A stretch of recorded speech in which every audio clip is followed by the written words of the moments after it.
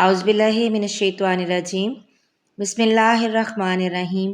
حضرت انس بن مالک رضی اللہ تعالیٰ عنہ سے روایت ہے کہ جب مسلمان زیادہ ہو گئے تو مشورہ ہوا کہ کسی ایسی چیز کے ذریعے نماز کے وقت کا اعلان ہو جسے سب لوگ سمجھ لیں۔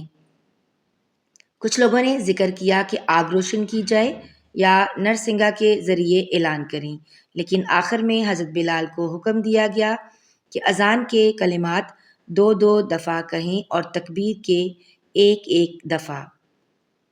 صحیح بخاری حدیث نمبر 606۔ حضرت انس بن مالک رضی اللہ تعالیٰ عنہ سے روایت ہے کہ حضرت بلال رضی اللہ تعالیٰ عنہ کو حکم دیا گیا کہ اذان کے کلمات دو دو دفعہ کہیں اور تکبیر میں یہی کلمات ایک ایک دفعہ۔ اسماعیل نے بتایا کہ میں نے ایوب سختیانی سے اس حدیث کا ذکر کیا تو انہوں نے کہا مگر لفظ قد قامت الصلاۃ دو ہی دفعہ کہا جائے گا۔ صحیح بخاری حدیث نمبر 607۔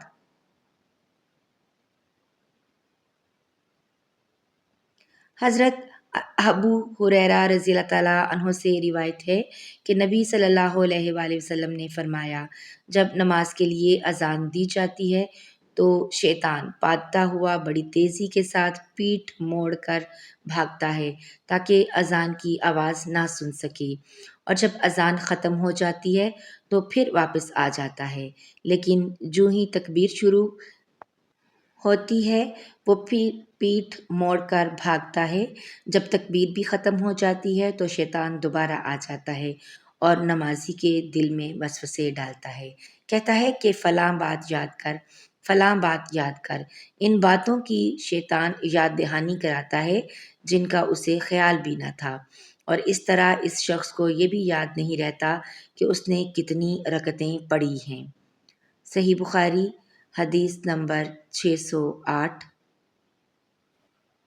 امام مالک نے عبد الرحمن بن عبداللہ بن عبد الرحمن بن ابی صعصع انصاری سے خبر دی۔ پھر عبد الرحمن مازلی اپنے والد عبداللہ سے بیان کرتے ہیں کہ ان کے والد نے انہیں خبر دی کہ حضرت ابو سعید خدری رضی اللہ تعالیٰ عنہ نے ان سے بیان کیا کہ میں دیکھتا ہوں کہ تمہیں بکریوں اور جنگل میں رہنا پسند ہے،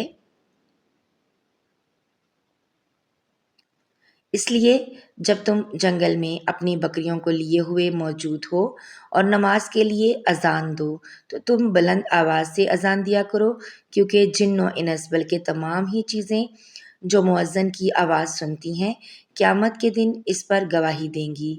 حضرت ابو سعید رضی اللہ تعالیٰ عنہ نے فرمایا کہ یہ میں نے نبی صلی اللہ علیہ وآلہ وسلم سے سنا ہے۔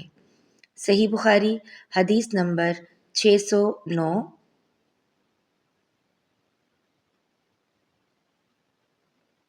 حضرت انس رضی اللہ تعالیٰ عنہ سے روایت ہے انہوں نے نبی کریم صلی اللہ علیہ وآلہ وسلم سے کہ جب نبی کریم صلی اللہ علیہ وآلہ وسلم ہمیں ساتھ لے کر کہیں جہاد کے لیے تشریف لے جاتے تو فوراً ہی حملہ نہیں کرتے تھے۔ صبح ہوتی اور پھر آپ انتظار کرتے، اگر اذان کی آواز سن لیتے تو حملے کا ارادہ ترک کر دیتے، اور اگر اذان کی آواز نہ سنائی دیتی تو حملہ کرتے تھے۔ حضرت انس رضی اللہ تعالیٰ عنہ نے کہا کہ ہم خیبر کی طرف گئے اور رات کے وقت وہاں پہنچے۔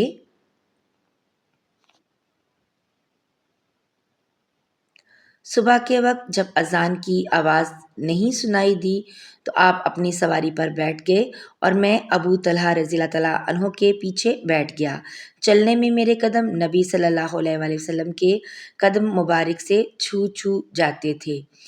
انس رضی اللہ تعالیٰ عنہ نے کہا کہ خیبر کے لوگ اپنے نوکروں اور کدالوں کو لیے ہوئے اپنے کام کاج کو باہر نکلے تو انہوں نے رسول کریم صلی اللہ علیہ وآلہ وسلم کو دیکھا اور چلا اٹھے کہ محمد صلی اللہ علیہ وآلہ وسلم پوری فوج سمیت آ گئے۔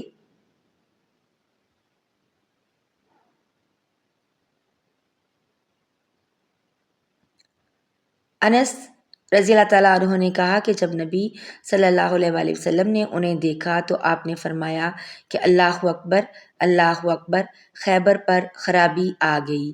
بے شک جب ہم کسی قوم کے میدان میں اتر جائیں تو ڈرائے ہوئے لوگوں کی صبح بری ہوگی۔ صحیح بخاری حدیث نمبر 610۔